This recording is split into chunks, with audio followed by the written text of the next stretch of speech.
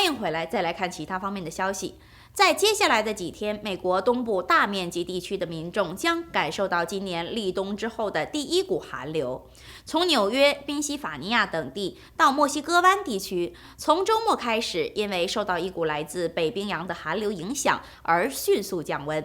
12日下午，许多地区气温可能写下当地同期最低温度记录。这一情况可能到下周末才将改善，但仍将低于往年的平均水平。Make sure your chicken soup, turtleneck sweaters, and favorite blankets are within reach. I've been here 6 years. I've never experienced winter coming so early. The coldest air of the season is coming to the eastern two-thirds of the U.S. Snow is already falling in some states, and the National Weather Service says more than 300 cold temperature records could be broken or at least tied by Wednesday. I'd say too early. I'm not a fan of snow, so I bet too early. I feel like we just skip fall. Roughly 70% of the U.S., about 240 million people, will have below freezing temperatures Tuesday night into Wednesday morning. Winter warnings and advisories stretch from Colorado to Maine to even northern Florida. I'm not ready for it.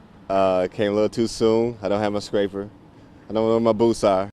The bitter cold temps and snowy conditions are already causing travel-related problems. A plane at O'Hare International Airport slid off the runway Monday, and FlightAware.com reports more than 1,000 cancellations for flights heading to or leaving Chicago. Drivers, meanwhile, also need to be extra cautious while behind the wheel. Give yourself time so you don't rush and get in an accident and hurt yourself or somebody else. I'm John Lawrence reporting. 再来看国际方面的消息。据外媒报道，今年双11，中国电子商务巨头阿里巴巴在双11折扣日开始1分8秒后，成交额就达到了10亿美元，最终日销售额突破384亿美元，相当于美国同行亚马逊第3季度网店销售额的80%，与去年数字持平。在折扣日开始之前，阿里巴巴还举办了空前盛大的现场表演，包括美国流行天后泰勒·斯威夫特在内的众多中美明星登场献艺。One of the biggest names in music, Taylor Swift, and Shanghai to kick off the world's biggest online shopping holiday, known as Singles Day. Chinese e-commerce giant Alibaba started their promotional campaign on November 11th, or 11/11/2009. In a decade, it's evolved into their Double 11 Global Shopping Festival, going from 27 merchants to today, including more than 200,000 brands. For China's increasingly tech-reliant population, the events become a national celebration, most of the sales taking place on Alibaba's Taobao and Tmall platforms. For weeks, many of their more than 500 million users have been loading up their e-shopping carts, ready to check out on November 11th to reap the benefits and discounts. 2019 marking a record high for the company. To give you an idea of the scale we're talking about here, in the U.S., retailers focus on Black Friday and Cyber Monday. If you take the sales from those days, add to them the weekend in between, the combined total still falls short of Alibaba's Double 11 figures. But this year's event involves a variety of different e-commerce sites, not just Alibaba, and it coincides with a weakening Chinese economy. China's GDP growth has slowed to its lowest level in nearly 3 decades. The ongoing trade war with the U.S. adding to the financial unease. But it seems Chinese consumers are still eager to buy. Look at the numbers today. We're not seeing any slowdown on the big screen that we're seeing here. There's still a lot of demand to be met in China. That huge ever-growing demand of the 1.4 billion people that's getting more and more disposable income is going to play a very critical role in driving the growth of worldwide economy, I believe. Brands from 78 countries taking part in Double 11, but a recent trend shows Chinese consumers are increasingly looking to shop local, preferring to buy Chinese goods. Made in China used to mean China was only a production base, but now Made in China represents quality. Chinese brands are increasingly gaining recognition in the world. A sentiment echoed by shoppers in Beijing. For the young generation, it's trendy and makes us feel proud to wear words like China on our clothes. It's great. We don't just buy things because they're Chinese products. We buy them because they are of good quality and are highly cost-effective. This year, the delivery boxes may stack higher than ever before, as bargain hunters in the world's second-largest economy set a new online sales record. David Culver, CNN, Hangzhou, China. 据英国《卫报》日前报道，约翰逊政府拒绝在大选前公布一份有关俄罗斯对英国进行政治渗透的报告，被部分政治人士和舆论界批评是在试图掩盖真相。英国议会情报及安全委员会就此向政府提交了一份长达50页的报告，其中详细列出了俄罗斯试图渗透英国政坛的情况，如俄罗斯外交官过去5年来一直试图和保守党高层人士建立关系，其中还包括现任首相约翰逊。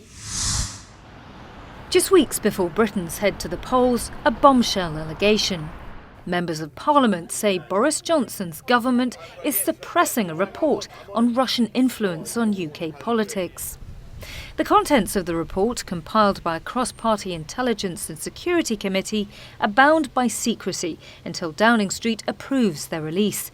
The intelligence services MI5 and 6 made contributions, as did private citizens who are experts on the field. I've obtained some of their written and oral statements here, and the picture that they paint is a troubling one. They say that successive governments have turned a blind eye to Moscow's targeting of political parties and research roles inside the House of Commons. And they claim that well-connected lobbyists, lawyers and lawmakers have worked to help Russia infiltrate the British establishment.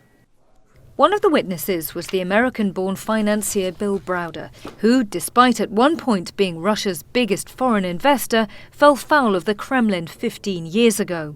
I spoke with him before the report was complete. The people who we've seen working to further Russian interests in the UK are some of the people at the highest level of the establishment. Can you give me names? I can give you lots of names, but we start out with Lord Goldsmith. Peter Goldsmith was the UK's Attorney General under Tony Blair. Browder claims that he was involved in a failed effort to help a Russian avoid being on an EU sanctions list. Also mentioned in his testimony is a company co-founded by Lynton Crosby, a heavyweight in Conservative Party circles. That business is alleged to have helped Goldsmith's work. Are you 100% confident of the evidence that you have to support these claims? I would not have submitted the claims if I didn't have confidence in the evidence backing it up. Goldsmith's law firm said it would not comment on client matters, but stressed that everyone has the right to legal representation. Crosby's company said that it was enlisted by Goldsmith and did not interact with Russian parties. And Crosby's lawyer said that he was not personally aware of the research done by the entity he co-founded. Another witness to the inquiry accused authorities of, quote, putting political considerations ahead of national security. In testimony delivered in the wake of the poisoning of the former Russian spy Sergei Skripal in Salisbury, they say that Russia has managed to do what no terrorist organisation has been able to thus far, deploying a chemical weapon on UK soil. And they claim that Russia presents, quote, potentially the most significant threat to the UK's institutions and its way of life. Analysts say it's high time that UK lawmakers tackled Kremlin interference. I think during the Cold War, what Russia sought to do was gather intelligence. What Russia's been doing since 1991 is trying to gather influence. And Putin has long wanted to weaken the European Union, divide the transatlantic alliance, and unfortunately, Western publics and Western politicians are now doing those things for Putin. In Westminster, the row over Russia was the subject of a contentious exchange during Parliament's last session before next month's general election. So for what purpose is the Prime Minister still considering it? It certainly can't be the risk to national security, as the agencies themselves have said there is none. It is not as if, Mr. Speaker, the Prime Minister has had not one or two other things to do during the last several weeks, notably obtaining a good deal for Britain in withdrawing from the European Union. Downing Street declined to comment and has repeatedly denied that the failure to publish the findings was politically motivated. CNN has approached the Kremlin but not heard back. Order, order. With Parliament now dissolved and the report kicked into the long grass, it may be many months before the committee's conclusions see the light of day. Nina Dos Santos, CNN, London.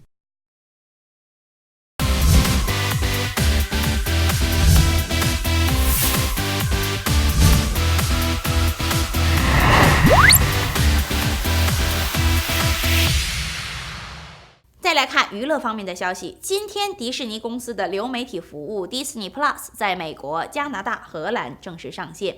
该服务的每月价格为$6.99美元，低于同类竞争者 Netflix、亚马逊和苹果，并同时推出了许多其他组合订阅方案。公司称，他们将以价格优势和独家放送内容吸引消费群体。Can you do the trailer guy voice? Well, let me give it a shot. In a world destroyed by evil, discover the epic origin story of the greatest team of heroes in the history of mystery. Not bad. Nailed it! Scooby-Doo and the gang are getting an origin story. Here's your first look at Scoob from Warner Animation, which rolls into theaters May 15th, 2020. Being a street dog isn't so bad at all. He's a tramp. I'm free to be whoever I want to be. But we love him. The new offerings on the Disney Plus streaming service debuting this week include Lady and the Tramp, featuring voice work and music from Janelle Monáe and her Wonderland collective. They reached out. Yeah. They reached out to all of us, kind of yeah. like at the same time.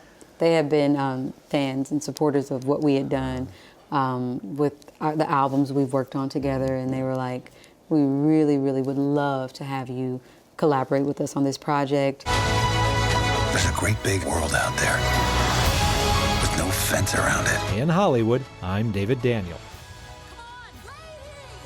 接下来，请关注汉天生活报道。